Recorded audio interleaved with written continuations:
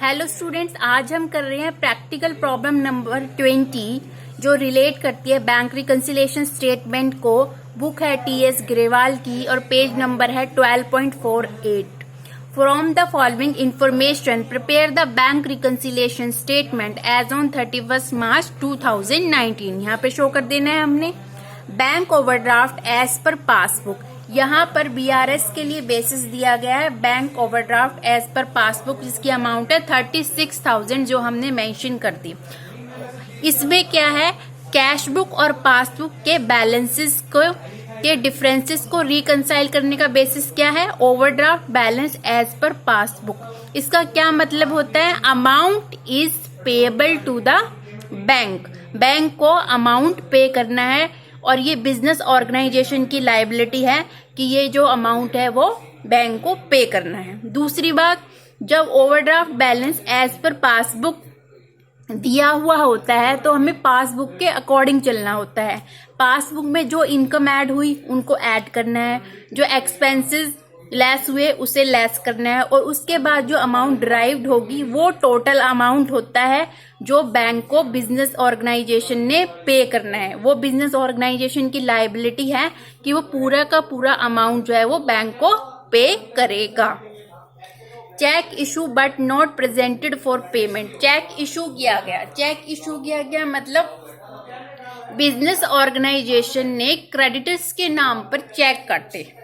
Creditors ने क्या किया, चेक काट दिए बिजनेस ऑर्गेनाइजेशन ने। बिजनेस ऑर्गेनाइजेशन ने फिर क्या किया, कैश बुक में बैंक कॉलम में क्रेडिट साइड पे, पेमेंट साइड पे चेक को क्रेडिट कर दिया। ठीक है, ये रिकॉर्डिंग कर दी कैश बुक में। पर क्रेडिटर्स ने क्या किया, जो चेक उसको बिजनेस ऑर्गेनाइजेशन से रिसीव हुए थे वो बैंक में पेमेंट के लिए लगाए ही नहीं। जब बैंक में पेमेंट हुई ही नहीं तो चेक जो इशू हुए हैं उसे हम ऐड बैक कर लेंगे और कैश बुक में से भी हटा देंगे।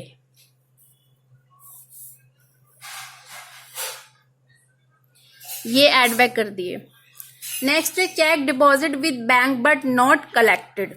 Check deposit with bank, cheque जो है रिसीव हुआ, किससे रिसीव हुआ, बिजनेस ऑर्गेनाइजेशन के क्रेडिटर्स से जो है चेक रिसीव हुआ। बिजनेस ऑर्गेनाइजेशन ने क्या किया, कैश बुक में डेबिट साइड पे, बैंक कॉलम पे, रिसीट साइड पे चेक्स को डेबिट कर दिया और उन चेक्स को बैंक में लगा दिया ताकि पेमेंट जो है डेटर से रिसीव हो जाए।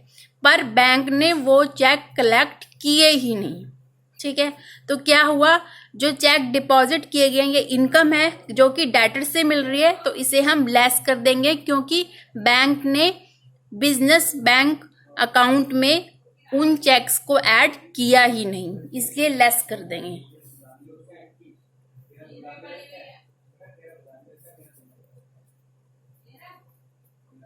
Check deposited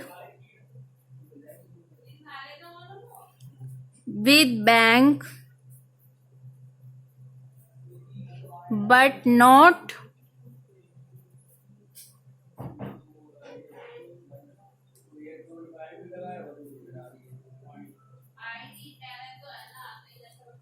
check entered in cash book but not bank, cheques की एंट्री हो चुकी है कैश बुक में पर बैंक ने क्या किया है, बैंक ने अपने अकाउंट्स में एंट्री नहीं की है।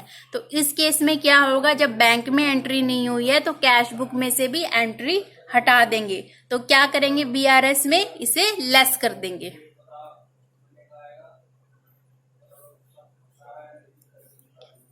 चेक एंटर्ड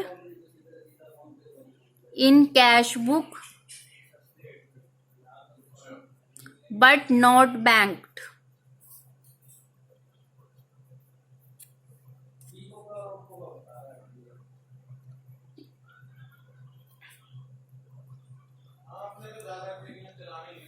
नेक्स्ट देखिए, directly deposit to the bank by a customer. Business organization के कस्टमर ने क्या किया, अमाउंट जो है डायरेक्ट बैंक में डिपॉजिट कर दिया। ठीक है, बैंक ने क्या किया, बैंक ने बिजनेस ऑर्गेनाइजेशन के पासबुक में जो अमाउंट आई है, जो कस्टमर से पैसा रिसीव हुआ है, ठीक है, बैंक ने रिसीव कर लिया, बैंक क्या है, वो रिसीवर है, ठीक है। कस्टमर से रिसीव हुआ तो कस्टमर अकाउंट को क्या करेंगे, बाय कस्टमर अकाउंट लिख के क्या करेंगे, उसको क्रेडिट कर देंगे। तो यहां पर भी ये ऐड हो जाएगा।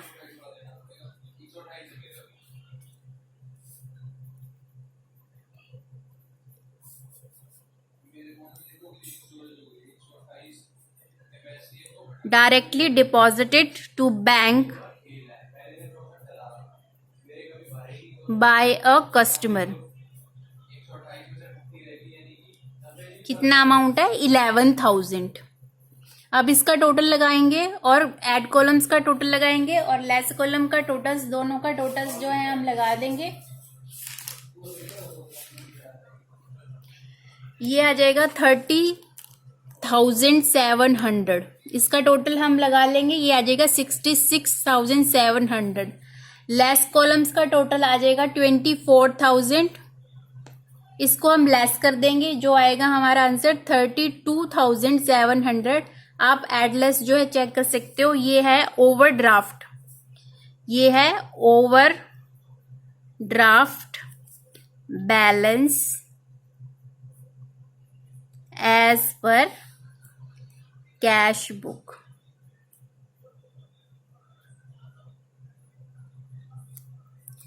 ये आ गया अमाउंट। जब overdraft balance as per passbook debit दिया हुआ होता है तो उसका आंसर डिराइव्ड होता है overdraft balance as per cash book credit. इसका क्या मतलब है, इसका ये मतलब है कि ये जो अमाउंट है, ये टोटल अमाउंट जो है वो बिजनेस ऑर्गेनाइजेशन को, बैंक को पे करना है। ये बिजनेस ऑर्गेनाइजेशन की लायबिलिटी है। और दूसरा रीजन ये होता है कि जो पासबुक की डेबिट साइड की एंट्रीज होती है वो हमेशा टैली करती है कैश बुक की क्रेडिट साइड की एंट्री के साथ, और पासबुक की क्रेडिट साइड की जो एंट्री होती है वो हमेशा टैली होती है कैश बुक की डेबिट साइड की एंट्री के साथ। आई होप आज की प्रैक्टिकल प्रॉब्लम आपको समझ में आई होगी। इससे रिलेटेड अगर कोई क्वेरी है वो आप कमेंट बॉक्स में छोड़ दीजिए। मिलेंगे नेक्स्ट वीडियो में। Thank you so much.